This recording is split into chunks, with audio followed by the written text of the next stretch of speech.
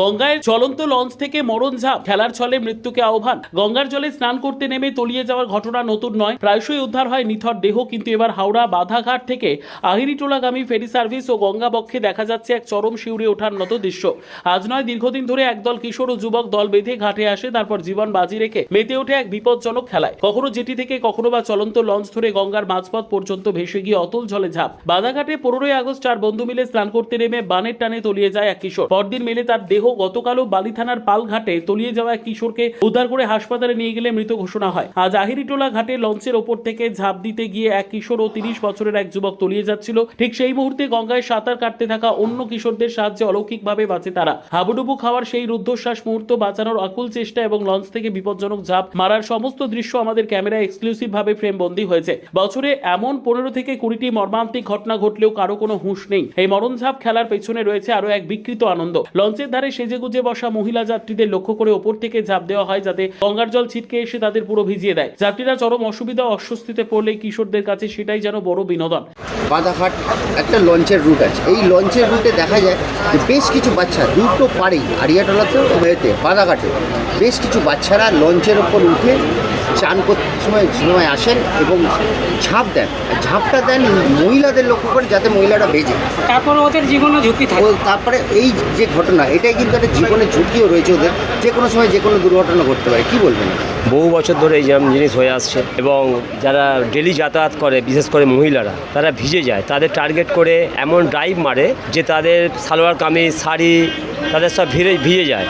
এবার তারা যখন প্রতিবাদ করে তখন ওরা ওদের বিভিন্ন রকমভাবে কুরুচিকর মন্তব্য করে এবং যারা অন্যান্য যাত্রী থাকে, জেন্টস লোক, তারাও যখন প্রতিবাদ করে তাদের উপরে আরও হাত দিয়ে জলের উপর প্রেসার করে করে জল ছোড়া হয়। এবং আমরা এই ঘাটাল স্টিম নেভিগেশন তাদেরকে বহুবার বলা হয়েছে বা লোকাল প্রশাসনকে বহুবার জানানো হয়েছে, কিন্তু কেউ কোনো কর্ণপাত করে না। প্রশাসন মাঝে মাঝে আসে যখন একজন কেউ ডুবে যায়, ওই 2-4 দিন ধরে ওইটা চললো, তারপর আবার যেই কেসেই হয়ে গেল।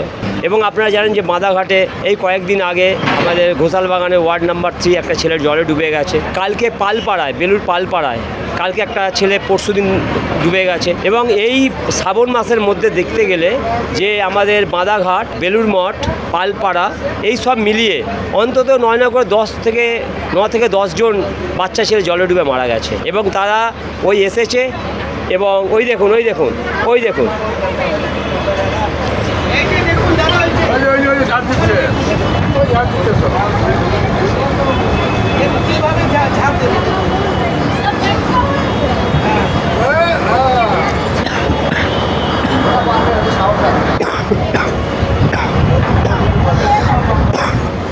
প্রত্যেক দিনের ঘটনা, এটা নতুন কোনো ঘটনা নয়। বছরের পর বছর ক্রমান্বয়ে এইরকম ঘটনা ঘটে আসছে।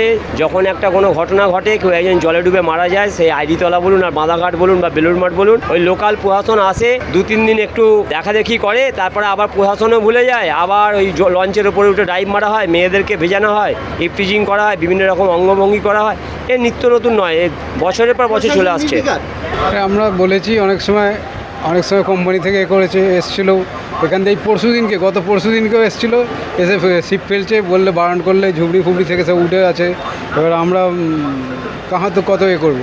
সেদিনকে পুলিশ এসে ওদেরকে ধরে নিয়ে গেছে, বলে ছেড়ে দিয়েছে। এই এখনও বাচ্চাগুলো আছে, এখনও দেখুন ওই চান করছে, ওরাই আসবে, ওরাই এসে এইরকম হুটোপাটি করে, লাফালাফি করে। ওপারেও কিছু আছে কম, এপারে একটা বেশি, বাধাঘাটে কম, বাধাঘাটে একটু কম।